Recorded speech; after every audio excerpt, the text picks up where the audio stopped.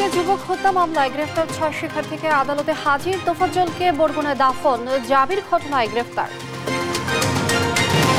সাবেক পরিকল্পনা মন্ত্রী এম এ মান্নানকে কারাগারে প্রেরণ, পুলিশের অতিরিক্ত ডিআইজি মশিউর রহমান গ্রেফতার। সন্তান হারিয়ে পাগল প্রায় মা, গণ অভ্যুত্থানে বুলেট কেড়ে নেয় কিশোর হাসাইনের প্রাণ, শহীদ পরিবারের পাশে থাকার আহ্বান। ভারতে রপ্তানি বন্ধের পরও রাজধানীর বাজারে চড়া দরে বিক্রি হচ্ছে ইলিশ মাছ, মুরগি ও ডিমের দামেও অস্বস্তি। এবং চেন্নাই টেস্টে ব্যাটিং বিপর্যয় বাংলাদেশ, প্রথম ইনিংসে 376 রানে অল আউট ভারত, হাসানের 5 উইকেট।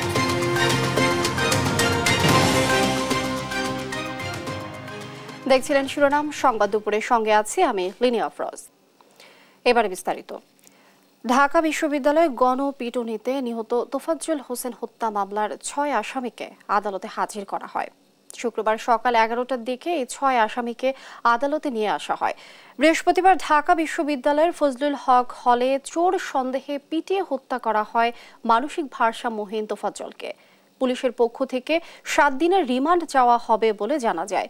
এছাড়া বৈষম্য বিরোধী ছাত্র আন্দোলনে হত্যা মামলায় আটককৃত বঙ্গবন্ধু মেডিকেলের সহকারী অধ্যাপক ডাক্তার হাসানুল হক নিপুণকেও আদালতে আনা হয়েছে।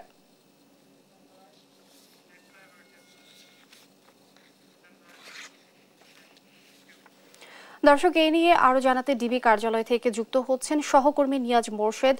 নিয়াজ, 6 আসামিকে আদালতে হাজিরের বিষয়ে আমাদেরকে সর্বশেষ তথ্য জানাবেন।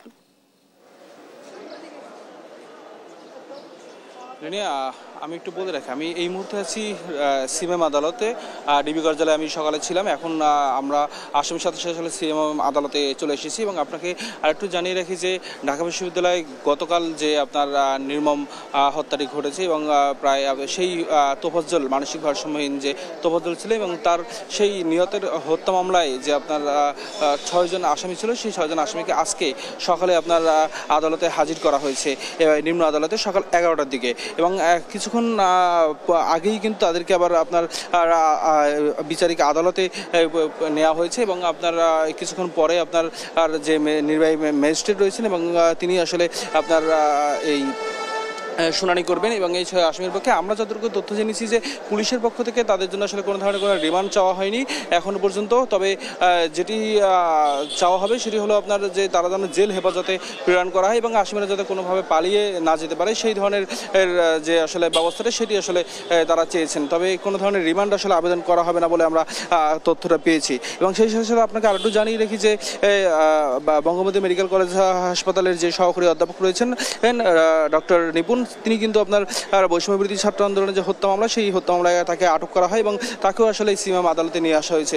এবং সেই সাথে সাথে আমরা গতকাল যে আপনার অতিরিক্ত চট্টগ্রাম রেঞ্জের যে অতিরিক্ত ডিআইজি রয়েছেন আপনার মশিউর রহমান, তাকেও আমরা সকালে আমরা যেটি বলেছিলাম দর্শকদের যে তাকে ডিবি কার্যালয়ে হেফাজতে রাখা হয়েছে, তাকে আদালতে নিয়ে আসার কথা রয়েছে। তবে এখনও পর্যন্ত তাকে আদালতে নিয়ে আসা হয়নি। তবে আমরা আপনাকে একটু বলে রাখি যে তাকেও আসলে আদালতে আজকে নিয়ে আসার কথা রয়েছে এবং পুলিশের পক্ষ থেকে রিমান্ডও রিমান্ড আবেদন করারও কথা রয়েছে। আমরা আদালতে আছি এবং আপনাকে আরেকটু জানিয়ে রাখি যে এই 6 জন আসামি কিন্তু আপনার কিছুক্ষণ আগেই কিন্তু তাকে আসলে আপনার যে শুনানির জন্য আসলে আদালতে নিয়ে আসা হয়েছে এবং তাদেরকে আসলে কিছুক্ষণ পরেই এই শুনানি হবে এবং যতদূর জেনেছি আসলে রিমান্ড পুলিশের পক্ষ থেকে চাওয়া হবে না। এই ছিল আমার কাছে নিম্ন আদালত থেকে সর্বশেষ তথ্য।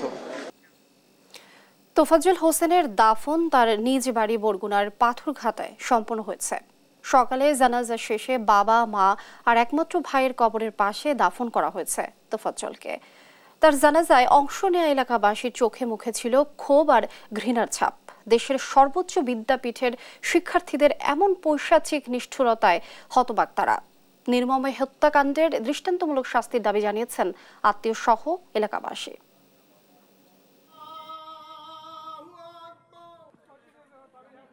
কত নিরীহ তোফাজ্জল মারা যাবে, হয়তোবা যাচ্ছে, আমরা না জানি না, কিন্তু এর আসলে কি বিচার পাবো আমরা? এদের যে বিচার কি হওয়া উচিত, কিন্তু আল্লাহ তো বিচার করবি, আর এদেশের মানুষেরাও যেন এটার বিচারটা ঠিক মতন সুষ্ঠুভাবে আদায় করে। তার ভিতরে কোনো কোনো কোনো আচরণ ছিল না, খারাপ কোনো আচরণ ছিল না। কোনোদিন মদ খায় না, কোনোদিন গাঁজা খায় না, কোনোদিন একবার জুয়া খেলে না। সে খুবই ভালো ছিল। যারা মার্চে ভিডিও ফুটেজে আছে তাদের প্রত্যেককেই প্রত্যেককে আইনে আওতায় এনে সুবিচার করা হবে। সেখানে কোনো তাকে যারাই প্রকৃত দোষী তাদের যাতে বিচার হয়। গণপিটুনিতে নিহত তোফাজ্জল হোসেনকে বরগুনায় পারিবারিক কবরে দাফন করা হয়েছে। তার আত্মীয়রা জানান, হত্যার আগে মুক্তিপণ হিসেবে চাওয়া হয়েছিল 2 লাখ টাকাও। এদিকে তোফাজ্জলকে নির্মমভাবে হত্যা করায় খুনিদের দৃষ্টান্তমূলক বিচার চেয়েছেন পাথরঘাটা গ্রামবাসী। সহকর্মী রিয়াজ আহমেদ মোসার পাঠানো তথ্যচিত্রে টুম্পা আফরোজের ডেস্ক রিপোর্ট। ঢাকা বিশ্ববিদ্যালয়ের আবাসিক হলে নির্মমভাবে প্রাণ হারানো তোফাজ্জল হোসেনের বাড়ি বরগুনার পাথরঘাটা উপজেলায়। পরিবারের সদস্যদের হারিয়ে মানসিকভাবে বিপর্যস্ত ছিলেন তোফাজ্জল। 10 বছর আগে মোটরসাইকেল দুর্ঘটনায় হারান বাবাকে। এর 3 বছর পর অসুস্থ হয়ে মারা যান মা। পরে বড় ভাই পুলিশ কর্মকর্তা নাসিরের আশ্রয়ে থাকতে শুরু করে তোফাজ্জল। ছোট ভাইকে মানসিকভাবে সুস্থ করার জন্য প্রাণপণ চেষ্টা করেছিলেন নাসির, কিন্তু ভাই নাসিরও 2 বছর আগে ক্যান্সারে আক্রান্ত হয়ে ছাড়েন পৃথিবী। অভিভাবক শূন্য হয়ে এভাবেই ভেঙে পড়েন তোফাজ্জল।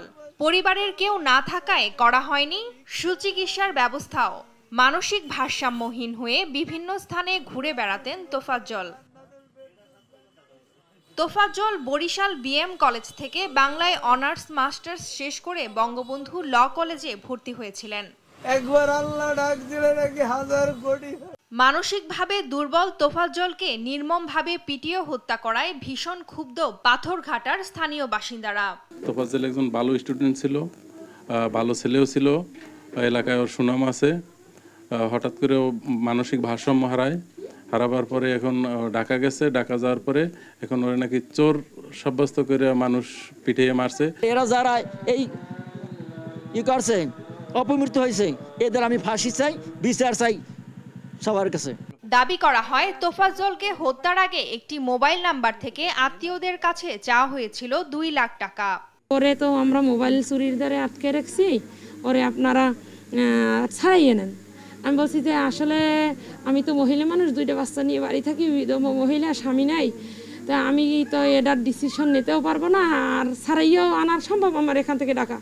তাই আমি ওর গার্জিয়ান আছে, মামারা আছে, ভাই আছে ঢাকা, একজন স্বাস্থ্য ভাই, তাদের নাম্বার দিছি। ওই আপনি সঠিকভাবে কথা বলেন, আপনার নাম কি? আমি নাম বলছি, আপনার মোবাইল রেকর্ডিং হইতে আছে, আপনার করা হইতেছে, আপনার 2 লাখ টাকা পাঠান, নাইলে কিন্তু আরে মারি গেলাম। হত্যার সঙ্গে জড়িতদের কঠোর শাস্তির দাবি করেন তোফাজ্জলের স্বজনরা। নিউজ ডেস্ক, দেশ টিভি। জাহাঙ্গীরনগর বিশ্ববিদ্যালয়ের সাবেক ছাত্রলীগ নেতা শামীম মোল্লাকে পিটিয়ে হত্যার ঘটনায় 8 শিক্ষার্থীর নামে মামলা করেছে বিশ্ববিদ্যালয় কর্তৃপক্ষ। অজ্ঞাত আরও 20-25 জন, এতে গ্রেফতার করা হয় একজনকে। বৃহস্পতিবার মধ্যরাতে বিশ্ববিদ্যালয়ের নিরাপত্তা শাখা ডেপুটি রেজিস্ট্রার সুদীপ্ত শাহিন বাদী হয়ে আশুলিয়া থানায় মামলাটি করেন। মামলা নেয়ার বিষয়টি নিশ্চিত করে আশুলিয়া থানা। প্রশাসন জানায়, ভিডিও ফুটেজ দেখে তদন্তের মাধ্যমে পরবর্তীতে ব্যবস্থা নেবে পুলিশ। এর আগে শামীম মোল্লাকে পিটিয়ে হত্যায় কয়েকজন জড়িত থাকার প্রাথমিক প্রমাণ পায় বিশ্ববিদ্যালয় প্রশাসন। পরে তাদের 8 জনকে সাময়িক বহিষ্কার করে কর্তৃপক্ষ।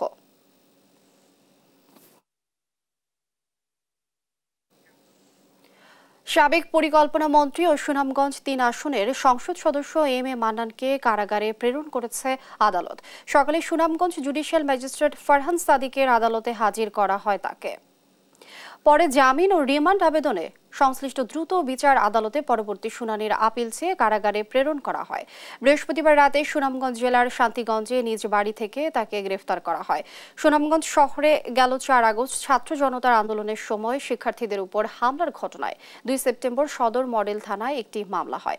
জেলার দোয়ারা বাজার উপজেলার বাসিন্দা হাফিজ আহমদ নামের এক ব্যক্তি দ্রুত বিচার আইনে মামলাটি দায়ের করেন।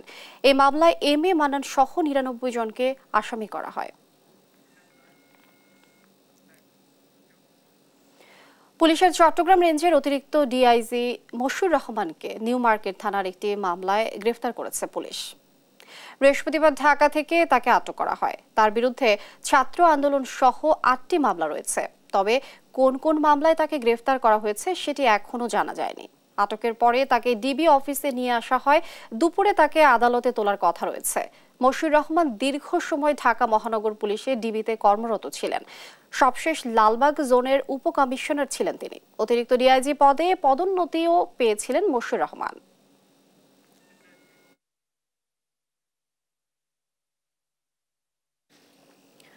অন্তর্বর্তী সরকারের পক্ষে সব সংস্কার সম্ভব নয় দাবি করে বিএনপির স্থায়ী কমিটির সদস্য সেলিমা রহমান বলেছেন, এজন্য দরকার নির্বাচিত সরকার। এ সময় দ্রুত নির্বাচনের দাবি জানান তিনি। এদিকে দেশের মানুষকে কেউ দাবায় রাখতে চাইলে তা সম্ভব হবে না বলে মন্তব্য করেন বিএনপির স্থায়ী কমিটির আরেক সদস্য ডাক্তার AZM জাহিদ হোসেন। বিস্তারিত সাইফুল রিপনের প্রতিবেদনে। রাজধানীর ডিআরইউতে অন্তর্বর্তীকালীন সরকারের কাছে জনগণের প্রত্যাশা শীর্ষক আলোচনা সভার আয়োজন করে জাতীয় গণতান্ত্রিক আন্দোলন। বক্তারা ছাত্র জনতার আন্দোলনে নির্বিচারে গুলি চালিয়ে হত্যার অভিযোগে পতিত ফ্যাসিস্ট সরকারের দোসরদের বিচারের দাবি জানান। অভিযোগ করেন, অন্তর্বর্তী সরকারে বসে এখনো ষড়যন্ত্র করছে পতিত সরকারের দোসররা। এই সরকারের এখনো যারা প্রেতাত্মা, সেই বিগত সরকারের প্রেতাত্মারা এখনো বসে আছেন। আপনাদের কাছে প্রত্যাশা তাদেরকে অতি সত্বর এখান থেকে অপসারণ করেন। 17 বছর রাজপথে থেকে 65 লাখ নেতাকর্মী মামলার আসামি হয়ে বিএনপি দেশের আন্দোলন সংগ্রামের পথ তৈরি করেছে দাবি করে বিএনপির ভাইস চেয়ারম্যান বরকতুল্লাহ বুলু বলেন, আন্দোলন সংগ্রামে অবদান রাখা সব রাজনৈতিক দল নিয়ে জাতীয় সরকার গঠন করতে চায় বিএনপি। 3টি নির্বাচনে কোন দেশের মানুষ ভোট দিতে পারে নাই, বিনা ভোটের সরকার ছিল। এই বিনা ভোটের সরকারের বিচার আপনারা করেন। আগামী দিনে নির্বাচনের পরে বিএনপি এককভাবে কোনো সরকার গঠন করবে না, জাতীয় সরকার গঠিত হবে যারা এদেশে আন্দোলন সংগ্রামে ছিল। বিএনপির স্থায়ী কমিটির সদস্য সেলিমা রহমান অভিযোগ করেন, ফ্যাসিস্ট স্বৈরাচারের পতন হলেও ষড়যন্ত্র এখনো চলছে। ভারতে বসে আমাদের যিনি প্রধানমন্ত্রী ছিলেন তিনি নানা রকম ষড়যন্ত্র করছেন এবং তার যে দলবল লুকিয়ে আছে, যে দলবলকে এখনো আমাদের বর্তমান প্রশাসন সামনে রেখেছে, আগলে রেখেছে। 622 জন ছিল বোধহয় আর্মির অধীনে। এরা কোথায় গেল? এত এমপি, এত মন্ত্রী, অনেককে পার করে দিয়েছে। কারা পার করেছে? সব সংস্কার অন্তর্বর্তী সরকারের পক্ষে সম্ভব নয় বলেও দাবি করেন তিনি। আমাদের ছাত্রদের শিক্ষা, স্বাস্থ্য থেকে শুরু করে প্রতিটি প্রত্যাশা আজকে আমাদের মনের মধ্যে, কিন্তু ইন্টারিম গভর্নমেন্টের পক্ষে এত কিছু প্রত্যাশা সম্ভব নয়। কারণ আমরা জানি এগুলো সংস্কার করতে পারে একমাত্র আমাদের যে কোনো নির্বাচিত সরকার। আপনার নির্বাচনের জন্য যতটুকু সংস্কার প্রয়োজন ততটুকু করে যত দ্রুত সময়ে আপনারা নির্বাচন দেন, তারপরে আসবে জবাবদিহিমূলক সরকার। এদিকে দলের কেন্দ্রীয় কার্যালয়ে সংবাদ সম্মেলন করে বিএনপির স্থায়ী কমিটির আরেক সদস্য ডাক্তার AZM জাহিদ হোসেন বলেন, প্রতিকূল পরিবেশে বাংলাদেশের মানুষ ঐক্যবদ্ধ থেকে লড়াই করতে জানে। আমাদের যে সার্বভৌমত্ব, আমাদের যে বেঁচে থাকার আকাঙ্ক্ষাকে দাবিয়ে রাখবে, বাংলাদেশের মানুষের ইচ্ছার বহিঃপ্রকাশকে গলা টিপে হত্যা করবে, সেটা সুদূর পরাহত এবং বাংলার মানুষ, এই 18 কোটি মানুষ ঐক্যবদ্ধ। সাইফুল রিপন, দেশ টিভি, ঢাকা। সম্প্রতি ঘটে যাওয়া বিচার বহির্ভূত হত্যাকাণ্ডের তীব্র নিন্দা জানিয়েছে বাংলাদেশ জামায়াতে ইসলামী। আওয়ামী লীগের মতো আর কোনো স্বৈরাচার যেন এদেশে আসতে না পারে সে বিষয়েও জনগণকে সচেতন থাকার আহ্বান জানিয়েছেন দলটির নেতারা। শুক্রবার রাজধানীর ধানমন্ডিতে কর্মী সমাবেশে অংশ নিয়ে জামায়াতের সহকারী সেক্রেটারি হামিদুর রহমান আজাদ বলেন, ইসলাম বিরোধী অবস্থানের কারণে অতীতে বারবার আওয়ামী লীগকে প্রত্যাখ্যান করেছে জনগণ। এদিকে আওয়ামী শাসনামলে জামায়াত শিবিরের গুম হওয়া নেতাকর্মীদের সন্ধান দাবি করেছেন জামায়াত নেতা ডক্টর শফিকুল ইসলাম মাসুদ। আওয়ামী লীগ বাংলাদেশকে ভারতের অঙ্গরাজ্য বানানোর জন্য বারবার চেষ্টা করেছে বলেও অভিযোগ করেন জামায়াত নেতারা। ইতিহাসের অনেক যুদ্ধের ইতিহাসকে ম্লান করেছে আগস্ট বিপ্লব। আমরা এই রক্ত বৃথা দিতে দেব না। আমরা নতুন করে শপথ নেব, আমাদের শহীদগণ, হাজার অধিক মানুষ শহীদ হয়েছে, 1100 অধিক মানুষ এখনো নিখোঁজ আছে, প্রায় 30,000 মানুষ আহত পঙ্গু হয়ে এখনো হাসপাতালে কেউ হাত হারিয়েছে, কেউ পা হারিয়েছে, 350 মানুষ চোখ হারিয়েছে। এখনো তাদের যথাযথ চিকিৎসা হচ্ছে না বলেই রিপোর্ট। আদরের সন্তানকে হারিয়ে পাগল প্রায় কোটা আন্দোলনে নিহত হাসাইনের বাবা মা, থামছে না আহাজারি। গত 5 আগস্ট হবিগঞ্জের বানিয়াচংয়ে গুলিতে মৃত্যু হয় 12 বছরের হাসাইনের। তার স্কুল ব্যাগ, বই খাতা, খেলায় জেতা ট্রফি আর ছবি বুকে আগলে দিন কাটছে বাবা মায়ের। হাসাইনের মৃত্যুতে শোক স্তব্ধ প্রতিবেশীরাও। আমির হামজার রিপোর্ট, জানাচ্ছেন আপন আপু। 12 বছরের ছোট্ট শিশু ছাত্র হাসাইন মিয়া পড়তো 6ষ্ঠ শ্রেণীতে। সবজি বিক্রেতা বাবা ও গৃহিণী মায়ের স্বপ্ন ছিল পড়ালেখা করে মানুষের মতো মানুষ হবে, কিন্তু সেই স্বপ্ন কেড়ে নিল ঘাতকের বুলেট। গত 5ই আগস্ট হবিগঞ্জের বানিয়াচং থানার সামনে বৈষম্য বিরোধী ছাত্র আন্দোলনে পুলিশের গুলিতে শহীদ হয় হাসাইন। তার মা জানান, হাসাইন বলতো সেও প্রয়োজনে রংপুরের আবু সাইদের মতোই দেশের জন্য জীবন দিতে পারে। তাই তো মায়ের নিষেধ সত্ত্বেও লুকিয়ে যোগ দেয় আন্দোলনে। তারই বুকের রক্তে লাল হয় পিচঢালা পথ। সন্তান হারিয়ে দিশেহারা বাবা মায়ের দিন কাটছে শোক আর আহাজারিতে। আমার ছেলে অনেক আবু সাইদের বিষয়ে অনেক কিছু আলোচনা করছে, এবার আমরা তো মনে হয় অত গুরুত্ব দিছি না। আমার ছেলে তো যাওয়ারও কথা না, ছোট মানুষ হিসাবে আমরা ভাবছি, কিন্তু হ্যাঁ মাথার মাথায় কাপড় বাঁধে, লাল কাপড় বাঁধে একবারে যে জায়গা আন্দোলনে যে সবাই বুঝে হেরা তো একটা ডাল আছে, ডাল ডুল লইয়া সামনে আছে। সর্বপ্রথম গুলি হয়েছে আমার ছেলে বানিয়েছে।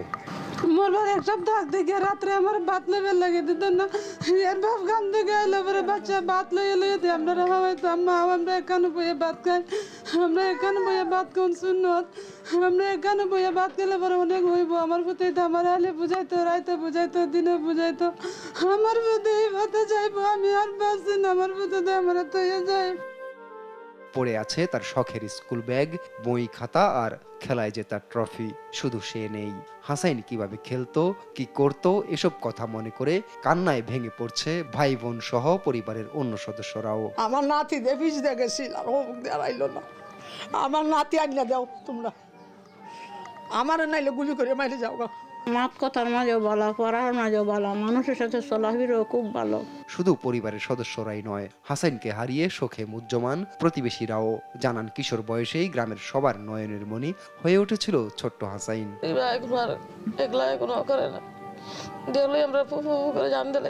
পাঁচ ভাই ও এক বোনের মধ্যে দ্বিতীয় ছিল হাসাইন। এমন ফুলের মতো ছোট্ট শিশুকে যারা হত্যা করেছে তাদের দৃষ্টান্তমূলক শাস্তির দাবি পরিবার ও এলাকাবাসীর। নিউজ ডেস্ক, দেশ টিভি। সাপ্তাহিক ছুটির দিনে স্বস্তি নেই নিত্যপণ্যের বাজারে। বেড়েছে মাছ, মাংস, মুরগি ও ডিমের দাম। ভারতে ইলিশ রপ্তানি বন্ধেও প্রভাব নেই বাজারে। ভরা মৌসুমেও সাধ্যের বাইরে ইলিশের দাম। ভোক্তাদের অভিযোগ, সরবরাহ সংকটের অজুহাতে সিন্ডিকেট করে ইচ্ছে মতো দাম বাড়াচ্ছে ব্যবসায়ীরা। বিস্তারিত আলিমুজ্জামান সাফওয়ানের রিপোর্ট। চাঁদাবাজি ও সিন্ডিকেট নেই দাবি করলেও স্বস্তি ফিরছে না নিত্যপণ্যের বাজারে। শুক্রবার সাপ্তাহিক ছুটির দিন, কারণ বাজারে বেড়েছে মাছ, মাংস, ডিম সহ বেশিরভাগ নিত্যপণ্যের দাম। চলছে ইলিশের ভরা মৌসুম। প্রতিদিন ভোরের আলো ফোটার আগে ট্রাকে ট্রাকে রাজধানীতে ঢুকে ইলিশ। তবুও সরবরাহ সংকটের অজুহাতে ইলিশের দাম বাড়িয়ে চলেছেন ব্যবসায়ীরা। ভাইয়া 1.5 কেজি আলান বেশি 1800 কেজি, 1 কেজি 600 গ্রাম ওজন। এর চেয়ে বড় সাইজ বেশি 2200 টাকা কেজি। দামটা বেশি, নদীতে মাছ কম, আমদানি কম, রপ্তানি কম, এই বিধায় দাম বেশি।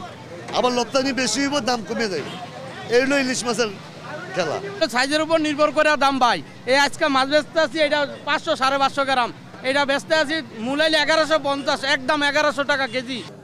সেই সঙ্গে দুর্গাপূজা উপলক্ষে ভারতে ইলিশ রপ্তানি বন্ধেও বাজারের দামে নেই কোনো প্রভাব। ক্রেতাদের অভিযোগ, মনিটরিং এর অভাবে ইলিশ ব্যবসায়ীদের সিন্ডিকেট আরো ভয়ঙ্কর রূপ ধারণ করছে। গত বছরের এই সময়ে ইলিশের দাম আরো কম ছিল দাবি ভোক্তাদের। মধ্যবিত্ত ক্রয় ক্ষমতার বাইরে। আমরা শুধু বলি যে মাছের দামটা কম, মাছ এবার ভারত যাচ্ছে না, আমরা কম দামে খাবো। এটা আসলে গতবার এসছে, এবার দামটা আমার মনে হয় যে আরো কেজি প্রতি 200-250 টাকা বেশি এই সময়। মধ্যবিত্তরা তো কিনতে পারতেছে না ভাই, ছোট ছোট মাছ কিনা খায়। যেমন আমি ছোট মাছ কিনা খাইলাম, বড় মাছ হলে এখন 2500-2200 টাকা কেজি। আমরা তো এই বছর ইন্ডিয়াতে আমরা তো ইলিশ দিচ্ছি না, তারপরেও যে সিন্ডিকেট ভাঙতেছে না, এটা আমাদের বাঙালি হিসেবে আমরা আসলে অনেক হতাশা। কয়েক দফা দাম বাড়ার পর স্থির রয়েছে চালের বাজার, তবে বেড়েছে মুরগি ও ডিমের দাম। ব্রয়লার বর্তমান বাজার হলো 180 টাকা, আগে ছিল 160 টাকা 50 টাকা। আর পাকিস্তানি আগে ছিল আপনার 240-50 টাকা, বর্তমান 270 টাকা 80 টাকা সেল করতেছি। গেছে সপ্তাহ থেকে এই সপ্তাহ 10 টাকা দর্জনে বাড়তি। 10 টাকা করে পাচ্ছে 10 জনের, সাথে পাচ্ছে 150 টাকা। মোটামুটি 1 মাস ধরে চালার ঠিকই আছে, কোনো বাড়াও না কম। দ্রুত অন্তর্বর্তী সরকারকে বাজার নিয়ন্ত্রণের আহ্বান নিম্ন ও মধ্যবিত্তের। আলিমুজ্জামান সাফওয়ান, দেশ টিভি, ঢাকা। এখন থেকে সাপ্তাহিক ছুটির দিন শুক্রবারও চলবে মেট্রো রেল। তবে এদিন মেট্রো চলবে বিকেল ৩টা থেকে রাত ৯টা ৪০ পর্যন্ত। এদিকে মেরামত শেষে আজ খুলেছে কাজীপাড়া স্টেশনও। বৃহস্পতিবার দুপুরে এক সংবাদ সম্মেলনে ঢাকা ম্যাস ট্রানজিট কোম্পানি লিমিটেডের ব্যবস্থাপনা পরিচালক আব্দুর রৌফ জানান, শুক্রবার বিকাল ৩টা থেকে শুরু হবে মেট্রো চলাচল। প্রতি ১২ মিনিট পর রাত ৯টা ৪০ পর্যন্ত চলবে ট্রেন। ছাত্র জনতার আন্দোলনের সময় ক্ষতিগ্রস্ত হওয়া কাজীপাড়া আর মিরপুর ১০ স্টেশন চালু হতে ১ বছর সময় লাগার পাশাপাশি খরচ হবে কয়েকশো কোটি টাকা বলে জানিয়েছিল তৎকালীন আওয়ামী লীগ সরকার। কিন্তু মাত্র ২ মাসের মাথায় চালু হচ্ছে কাজীপাড়া মেট্রো স্টেশন, যার জন্য প্রাথমিকভাবে খরচ হয়েছে মাত্র ২০,৫০,০০০ টাকা। তবে মিরপুর ১০ স্টেশন চালু হতে সময় লাগবে বলে জানিয়েছেন ডিএমটিসিএল এর এমডি। খাগড়াছড়ির সহিংসতা ও মৃত্যুর ঘটনার প্রতিবাদে বিক্ষোভ মিছিলের পর সহিংসতা ছড়িয়ে পড়ে পার্বত্য শহর রাঙামাটিতেও। জারি করা হয়েছে ১৪৪ ধারা। শুক্রবার সকালে শহরের জিমনেসিয়াম চত্বর থেকে কয়েক হাজার পাহাড়ির একটি মিছিল বের হয়ে বনরূপায় যায়। সেখানে মিছিলে ইট পাটকেল নিক্ষেপ করা হয়েছে এমন অভিযোগ করে বাঙালিদের বেশ কিছু দোকানপাট ও বনরূপা মসজিদ ভাঙচুর করা হয় যানবাহনও। পরে লাঠি সোটা হাতে মাঠে নামে বাঙালিরাও। পাল্টা হামলায় ব্যাপকভাবে ক্ষতিগ্রস্ত হয় কাঁঠালতলীতে অবস্থিত মৈত্রী বিহার। আগুনে পুড়িয়ে দেওয়া হয় বনরূপায় পাহাড়িদের মালিকানাধীন দুটি ব্যবসা প্রতিষ্ঠান। এর আগে বৃহস্পতিবার রাতে খাগড়াছড়িতে পাহাড়ি ও বাঙালিদের মধ্যে সংঘর্ষে মৃতের সংখ্যা বেড়ে 3-এ দাঁড়িয়েছে। নিহতরা হলেন ধনঞ্জয় চাকমা, রুবেল ত্রিপুরা ও জুনান চাকমা।